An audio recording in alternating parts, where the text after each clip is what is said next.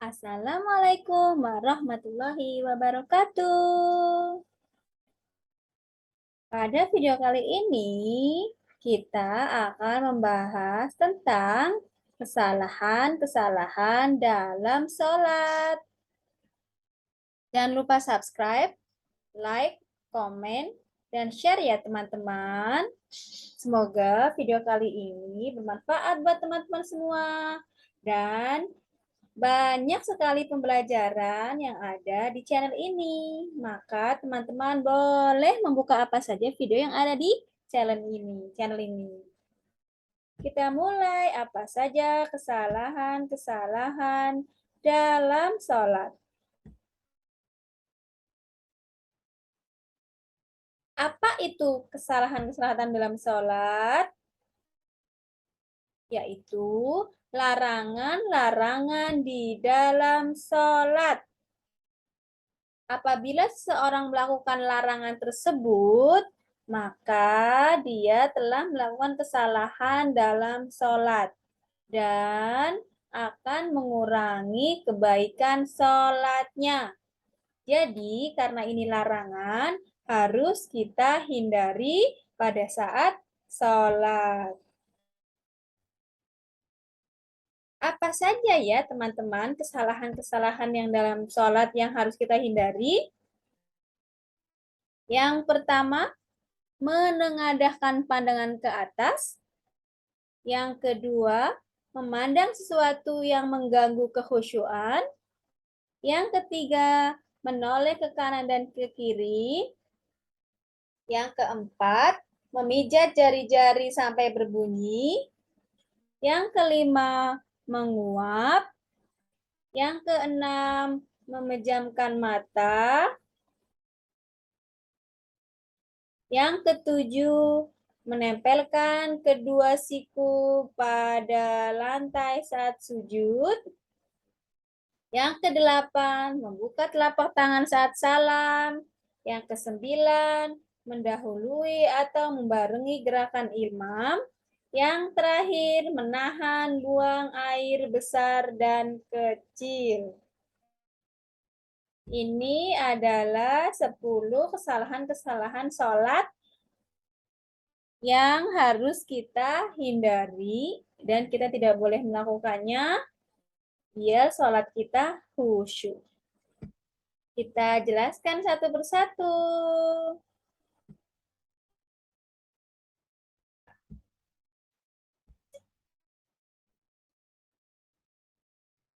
Menengadahkan pandangan ke atas. Nabi mengancam mata menjadi buta karena pada saat sholat kita mengadah ke atas. Secara tegas, hadis tersebut melarang dan mengancam perbuatan mengangkat pandangan ke atas ketika sedang mengerjakan sholat. Jadi, posisikan mata kita lurus ke sajadah yang ada di depan kita atau sajadah kita. Ya, tidak boleh melihat ke atas atau menengadahkan pandangan ke atas. Bersyukurlah atas nikmat kedua mata yang sehat dan dapat melihat. Ya kan? Rasulullah dalam melaksanakan sholat mengharuskan kita agar tertuju pandangan kita fokus ke tempat sujud. Tujuannya agar sholat kita lebih khusyuk.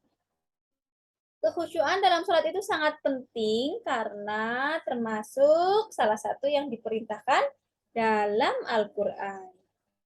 Ini kesalahan dalam sholat. Berarti dilarang menengadahkan pandangan ke atas.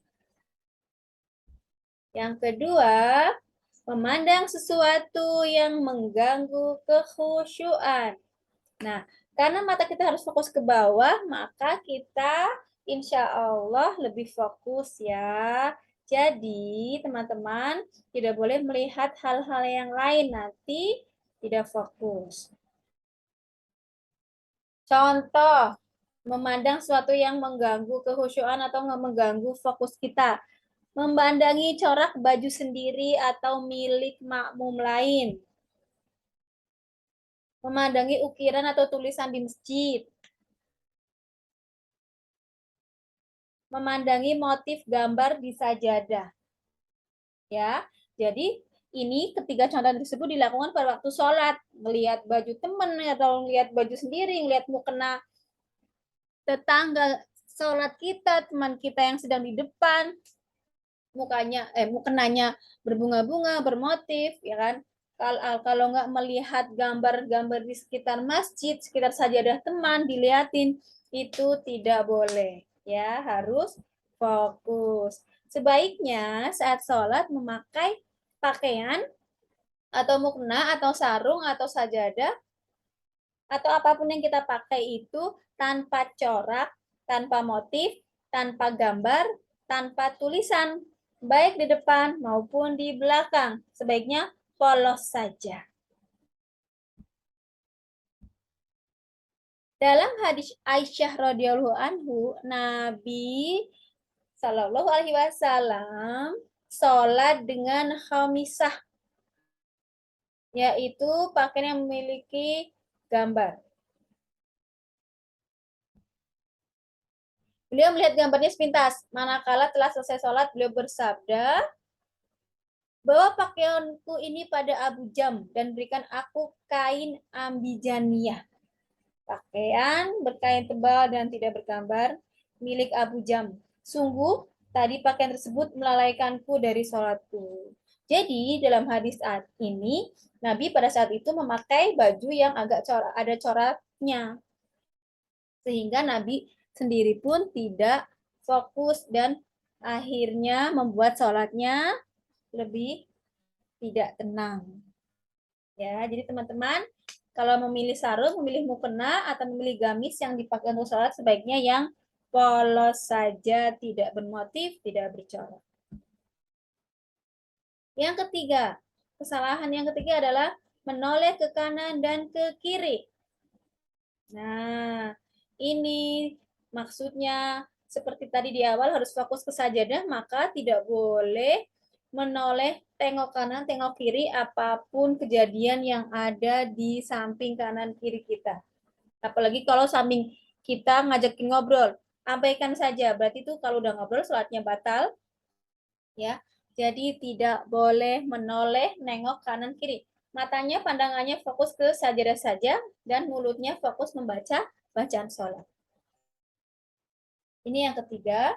Yang keempat, memijat jari-jari sampai berbunyi. Nah, bagi teman-teman yang punya kebiasaan menekan-nekan jari-jari, kan ada yang sampai ketik, ketik, ketik, gitu ya. Itu sebaiknya dihindari pada saat sholat, karena itu jadi kita melakukan lebih dari 3 gerakan pada saat sholat. Nah, kalau sudah lebih dari 3 gerakan, maka sholatnya batal.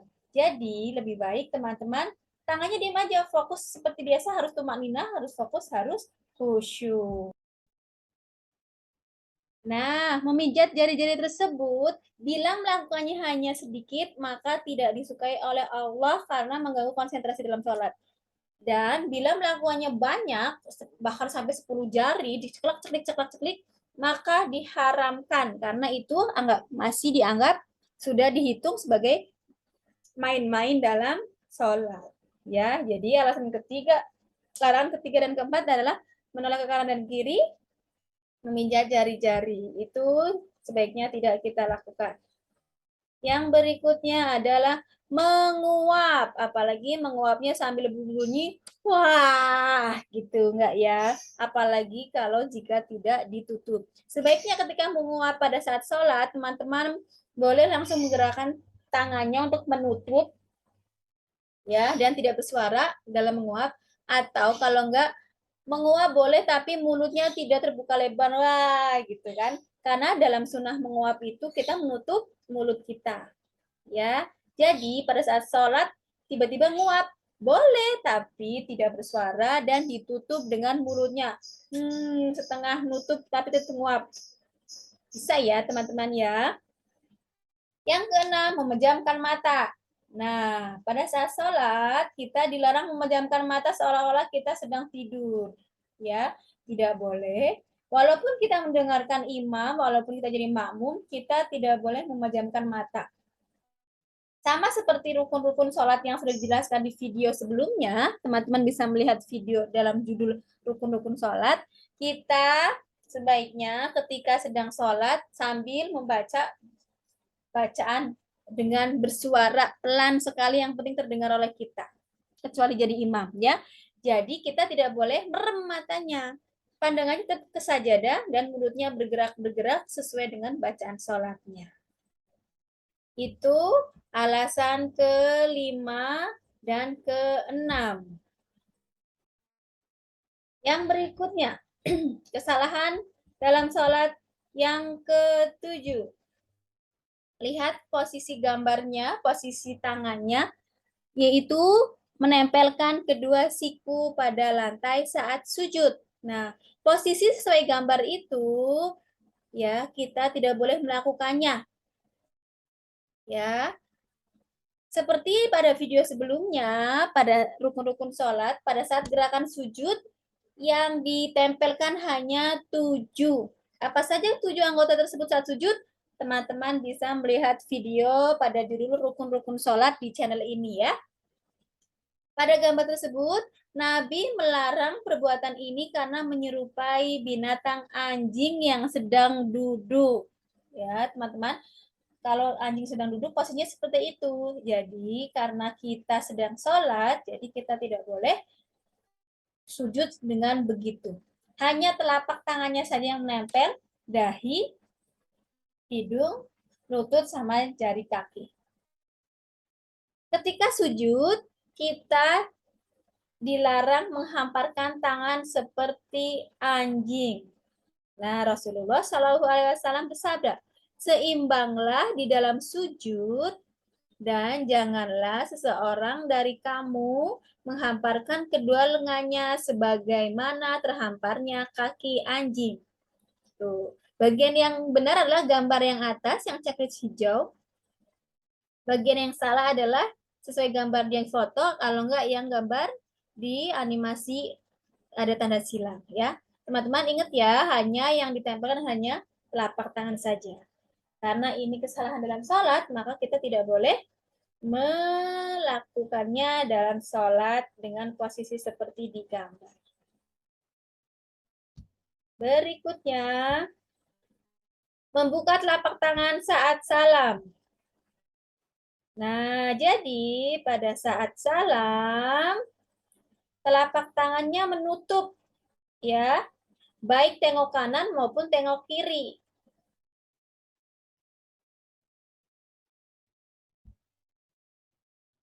Kesalahan dalam sholat yaitu membuka tangan ketika salam. Tuh, seperti gambar. Pada saat tengok kanan ada beberapa orang yang bergerakan tangannya ikut dibuka. Tengok kiri, tangan kirinya yang dibuka. Padahal itu tidak boleh. Ya, dari Jabir bin Samurah radhiyallahu anhu, ketika kami sholat bersama Rasulullah Shallallahu Alaihi Wasallam, kami mengucapkan Assalamualaikum warahmatullah. Assalamualaikum warahmatullah. Sambil berbicara dengan kedua tangan ke samping masing-masing.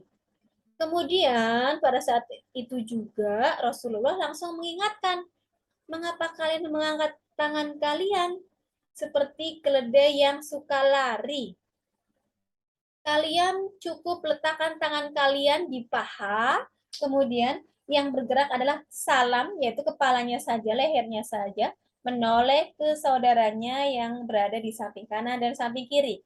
Jadi tangannya tidak boleh dibuka seperti di gambar, tetap tertutup aja. Ya, yang diangkat hanya jari telunjuk. Ya, jadi tangannya tetap menutup di paha, tidak digerakkan. Ini kesalahan yang ke-8, membuka telapak tangan saat salam. Yang berikutnya, mendahului atau membarungi gerakan imam. Ketika salat berjamaah, kita wajib mengikuti gerakan imam. Sebagai makmum, kita tidak boleh mendahuluinya dalam semua gerakan, baik takbir, ruku, sujud, dan segala macam gerakan yang ada di dalam sholat berjamaah. Dalam hadis disebutkan, innama ju'ilal imamu liyautamma bihi fala tahtalifu alai fada kabbara fakabbiru wa idza raka'a farka'u wa idza qala sami Allahu liman hamidah faqulu Allahumma rabbana walakal hamdu wa idza sajada fasjudu. Hadis riwayat muttafaq alaih. Sesungguhnya imam itu untuk diikuti, maka jangan menyelisihinya. Apabila ia takbir, maka bertakbirlah. Apabila imam ruku, maka rukulah. Apabila ia mengucapkan sami Allahu liman hamidah, maka ucapkanlah sebagai makmum kita mengucapkan Rabbana walakal hamdu. Dan apabila imam sujud, maka sebagai makmum kita harus ikut sujud. Jadi intinya kita tidak boleh mendahului atau membarengi gerakan imam. Selalu imam yang pertama kali melakukan gerakan terlebih dahulu. Karena kita sebagai makmum wajibnya adalah setelah imam bergerak.